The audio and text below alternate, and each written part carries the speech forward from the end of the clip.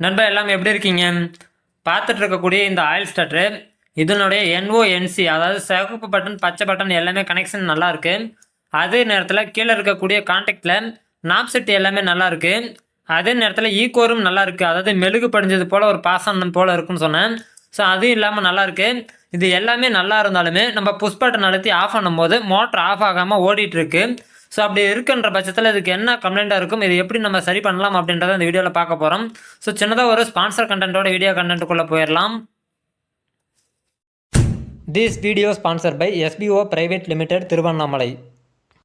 Digital marketing துறையில் அனைத்து விதமான மக்களுமே பயனடையக்கூடிய வகையில் பலவிதமான வேலை வாய்ப்புகளை இவங்க உருவாக்கி கொடுத்துட்ருக்காங்க. ஸோ உங்களுக்கு விருப்பம் இருக்குது அப்படின்ற பட்சத்தில் ஸ்க்ரீனில் தெரிகிற வாட்ஸ்அப் நம்பருக்கு மெசேஜ் பண்ணுங்கள். ஸ்கிப் பண்ணாதீங்க. பெரிய தப்பு. தினம் 300 ரூபாய் சம்பாதிக்க அரிய வாய்ப்பு. இன்ஸ்டாகிராம், ஃபேஸ்புக் பயன்படுத்த தெரிந்தால் போதும். Content post and content publishing மூலமா தினம் 300 ரூபாய் சம்பாதிக்கலாம். இந்த வேலை செய்ய 5 நிமிடம் போதும். Work training support, group communication support, all language customer live chat support, முக்கியமா சொந்தமா ஒரு பிசினஸ் ஸ்டார்ட் பண்ற அளவுக்கு உங்களால கற்றுக்கொள்ளவும் முடியும், சம்பாதிக்கவும் முடியும். இந்த வேலை வாய்ப்பு வழங்குவது 5 வருடத்திற்கு மேல ரன் ஆகிட்டு இருக்க நம்ம தமிழ்நாட்டு company school of business organisation private limited. மேலும் விவரங்களுக்கு டிஸ்கிரிப்ஷன்ல கொடுத்திருக்க நம்பருக்கு வாட்ஸ்அப் பண்ணுங்க. Rich may take the videos posted here are for educational purpose only and if you should attempt to watch it, we will never take any responsibility for it. நண்பா பொதுவாக வந்துட்டு நமக்கு என்ஓஎன்சி கனெக்ஷன் சரியாக இருக்குது அப்படின்ற பட்சத்தில் push button அழுத்தினா motor ஓடணும். Push button அதாவது அழுத்தும் போது மோட்டர் ஆஃப் ஆகணும். அதாவது சிகப்பு கலர் அழுத்தினா ஆஃப் ஆகணும், பச்சை கலர் அழுத்தினா ஓடணும். ஸோ இதுதான் கான்செப்ட்டு. அதே நேரத்தில் நமக்கு வந்துட்டு இதில் இருக்கக்கூடிய கான்டாக்டில் கருப்பு படிஞ்சிருக்கு அப்படின்னா நமக்கு வந்துட்டு ஒரே ஒரு இந்த நாப் செட் பார்த்தீங்கன்னா ஒன்றுக்கு ஒன்று உரசும் போது நமக்கு வந்துட்டு ஸ்பார்க் எடுக்கிறதுல நமக்கு வந்துட்டு வெல்ட் அடிச்ச மாதிரி பார்த்தீங்கன்னா நமக்கு இதாகும். ஸோ அப்படின்ற பட்சத்தில் நமக்கு இருக்கக்கூடிய நாப் செட்டும் பார்த்தீங்கன்னா நல்லா இருக்குது அப்படின்ற பட்சத்தில் ஸோ இதுவும் கம்ப்ளைண்ட்டில் வராது. அடுத்தது பார்த்தீங்கன்னா இந்த மெழுகு போல் ஈகோர் இருக்கு இல்லையா, இந்த ஈகோரில் மெழுகு போல் ஒரு பிசுனு மாரி படிஞ்சிருக்கும். ஸோ அந்த பிசுனு மாரி இருக்கிறத பார்த்தீங்கன்னா உங்களுக்கு க்ளீன் பண்ணிட்டீங்க. ஸோ இதே போல் பர்ஃபெக்டாக இருக்குது. இப்போ வந்துட்டு நமக்கு நார்மலாக வந்துட்டு இப்படி ஸ்டார்டர் தட்டி விட்டே கீழே விழுந்துருது. ஆனாலும் பார்த்தீங்கன்னா பிடிக்காமல் ஒட்டாமல் தான் இருக்குது. ஆனால் ஸ்டார்டர் இல்லாமல் இருக்குது அப்படின்னா காரணம் என்னன்றதை உங்களுக்கு நான் சொல்கிறேன். ஸோ இது வந்துட்டு பார்த்தீங்கன்னா ஒரு சில இடத்துல நம்ம வந்துட்டு தெரியாமல் பண்ணக்கூடிய தவறுதலால் வரக்கூடிய ஒரு டெக்னிக்கல் இஷ்யூன்னு சொல்லலாம். ஸோ அதை வந்துட்டு ஒரு சிலர் வந்துட்டு கவனிக்காமல் கூட விட்டுருப்பாங்க, ஒரு சிலர் கவனிப்பாங்க. ஸோ அதுக்கான காரணத்தையும் சொல்லிடுறேன், சொல்யூஷனையும் சொல்லிடுறேன். இப்போ நண்பா பொதுவாக வந்துட்டு நம்ம இப்படி ஹோல்டு பண்ணக்கூடிய பட்டை இருக்கு இல்லையா, இந்த பட்டை தான் இதுக்கான கம்ப்ளைண்ட்டு. ஸோ இந்த பட்டை மூலியமாக தான் உங்களுக்கு ஸ்டார்டர் இல்லாமல் தடுக்குது. ஸோ அதையும் எப்படின்றத உங்களுக்கு நான் சொல்கிறேன். இப்போ பாருங்கள், அந்த ஈகோரை போட்டு நான் லாக் பண்ணிடுறேன்.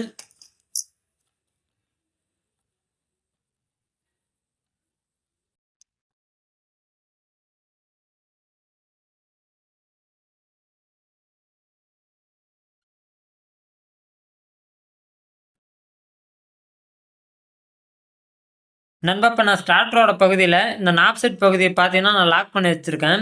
இப்படி லாக் பண்ணும்போது பார்த்தீங்கன்னா ஸ்டார்டர் நம்ம கீழ் வாட்டத்தில் கமுத்து வைப்போம். வைக்கும்போது பார்த்தீங்கன்னா நம்ம மேலே இப்படி அமுக்கி விடுறோம் அப்படின்ற பட்சத்தில் கை எடுத்தோம் அப்படின்னா ஆட்டோமேட்டிக்காக இப்படி கீழே வந்து நிற்கணும். அதாவது இது வந்து ஸ்டார்டர் கமுத்து வைக்கிற பக்கத்தில் இது கீழே வரும். ஸோ கமுத்துச்சின்னா அந்த பகுதி ஆட்டோமேட்டிக்காக கீழே வரணும். நீங்கள் கீழே விடும்போது பார்த்தீங்கன்னா ஆட்டோமேட்டிக்காக வரணும். வரலன்ற பட்சத்தில் இதில் பார்த்தீங்கன்னா உங்களுக்கு கவனிச்சிங்கன்னா தெரியும், ஒரு சில நேரம் ஸ்டக்கான மாதிரி இருக்கும். காரணம் பாருங்கள், இப்போ இந்த வளைவு இருக்கு இல்லையா, அந்த வளைவு வந்து எந்த விதத்தில் இருக்குது அப்படின்றத பார்த்துக்கோங்க. கீழ்ப்பகுதி இப்படி போயிட்டு மேல் பகுதியில் பாருங்கள், போகும்போது உங்களுக்கு இந்த கார்னர் வந்துட்டு பெண்டான மாதிரி இருக்கும். இந்த கார்னர் பாருங்கள் எப்படி இருக்குன்றது. உங்களுக்கு சைடு வியூவில் வந்து தூரமாக இருந்து காட்டுறேன் பாருங்கள். பார்க்கும்போது இந்த கார்னர் கொஞ்சம் உள்ளார அமுங்கின மாதிரி இருக்கும். ஸோ இதே போல் இருக்குது அப்படின்ற பட்சத்தில் இப்போ பார்த்தீங்கன்னா உங்களுக்கு தெரியும் எந்த அளவுக்கு வியூ இருக்குன்றது. இதே போல் வியூ பார்த்தீங்கன்னா அந்த நாப் செட் வந்துட்டு மூவ் ஆகிற வகையில் ஃப்ரீயாக இருக்கணும். ஒருவேளை இதாகுது டைட் ஆகுதுன்ற பட்சத்தில் உங்களுக்கு இதாகும். இப்போ பாருங்கள், நான் நாப் செட்டை வந்துட்டு நல்லா ஃப்ரீயாக வச்சுருக்கேன். நமக்கு இதே போல் ஃப்ரீயாக இருக்குது அப்படின்ற பட்சத்தில் நாப் செட் வந்துட்டு போயிட்டு தானே வரணும். அதாவது நாப் செட் இப்படி ரிலீஸ் ஆகிட்டு வெளியில் போகக்கூடாது. அதே போல் கனெக்ட் பண்ணிக்கிங்க, எவ்வளோ ஸ்பேஸ் இருக்குன்றதை பார்த்துக்கோங்க. அதே போல் பாருங்கள், இந்தாண்ட தள்ளுறேன் எவ்வளோ ஸ்பேஸ் இருக்குன்றது. ஒருவேளை குறுகலாக இருக்குது அப்படின்ற பட்சத்தில் இன்னும் கூட கொஞ்சம் குறைச்சிக்கோங்க. பட் வந்துட்டு ரொம்ப லூஸாக வைக்கக்கூடாது, அதே நேரத்தில் ரொம்ப டைட்டாக இருக்கக்கூடாது. இந்த மேல் பகுதி மட்டும்தான் இதாகுது. இப்போ பார்த்தீங்கன்னா நாப் செட் இப்படி ஆட்டினா ஆடணும். அதே போல் கணக்கு பண்ணிக்கோங்க. ஏன்னா அப்படின்னா தான் இப்படி கீழே மேலே ஏறிச்சுன்னா நாப் செட்டு நம்ம இப்படி அழுத்தி மேலே ஏறுது அப்படின்ற பட்சத்தில் அதே நாப் செட் இப்படி ரிலீஸ் ஆகும்போது கீழே வரும். ஸோ இதில் வந்துட்டு கீழே வந்துட்டு பார்த்தீங்கன்னா இப்படி கீழே இருக்கக்கூடிய அமைப்பு உங்களுக்கு இதை ரிலீஸ் பண்ணிட்டு காட்டுறேன்.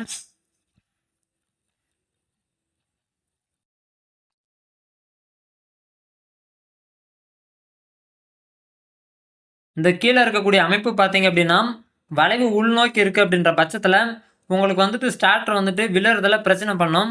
ஸோ இது வந்துட்டு சின்ன சின்ன பார்க்கறதுக்கு சின்ன சின்ன விஷயம் போல தான் இருக்கும். ஆனால் நீங்கள் ஃபீல்டில் இறங்கும்போது நீங்கள் வந்து இந்த போல நுணுக்கங்கள் தெரியல அப்படின்ற பட்சத்தில் ஸோ உங்களுக்கு பிரச்சனை எங்கே நடந்திருக்கு அப்படின்றத கண்டுபிடிக்கிறதுங்காட்டியுமே உங்களுக்கு வந்து கஸ்டமர் தரப்பில் வந்துட்டு ஒரு பேர் கெட்டு போயிடும். ஏன்னு பார்க்கும்போது இந்த வேலை நீ தெரியாமல் இருக்குன்னா நீ எப்படி வேலை செய்வ அப்படின்ற மாதிரி அவங்க ஒரு ஃபீல்டுக்கு வந்துடுவாங்க. ஸோ இது பார்க்க சின்ன விஷயமா இருந்தாலும் இந்த சின்ன விஷயத்தையும் நம்ம வேலை செய்யும் போது கவனிக்கணும்.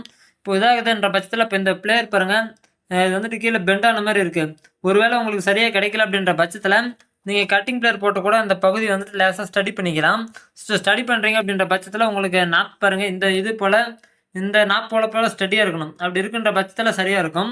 நமக்கு வந்துட்டு லூஸ் கண்டெக்ட் வந்துட்டு அதிகமாக இருக்கக்கூடாது. அதே நேரத்தில் நீங்கள் கவனிக்க வேண்டியது என்னென்னா நாப் செட் வந்துட்டு நசுக்கிடும் போது இந்த பின்னு வந்துட்டு கரெக்டாக படிமானமாக இருக்கணும்.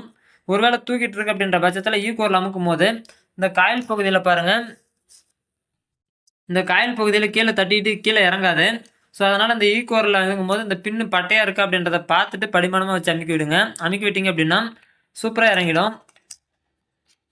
அப்படி இல்லைன்ற பட்சத்தில் காயிலில் தட்டுது அமுக்கும் போது அப்படின்னா காயிலில் தட்டுதா இல்லை எங்கேயாவது ஈக்குவர் உக்காரத்தில் சிரமப்படுதா அப்படின்றத பார்த்து நீங்கள் இதுங்கணும்.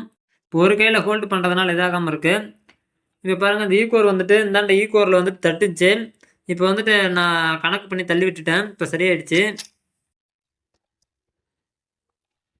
இப்போ இதோட மேல் பகுதியில் காட்டுறேன் பாருங்கள், ஒரு பகுதி நவுத்திட்டு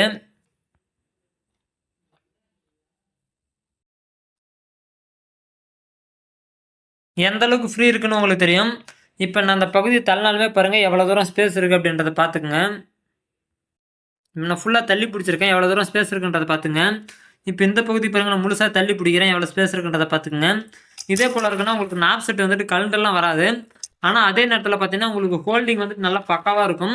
அதே நேரத்தில் ரிலீஸ் ஆகுது அப்படின்ற பட்சத்தில் உங்களுக்கு இந்த ஸ்பார்க் அடிக்கிறது, இந்த பிசுனு அதாவது மெழுகு போல் இல்லாமல் இருக்குது அப்படின்ற பட்சத்தில் நாப் செட் வந்துட்டு சூப்பராக ரிலீஸ் ஆகிட்டு வரும்.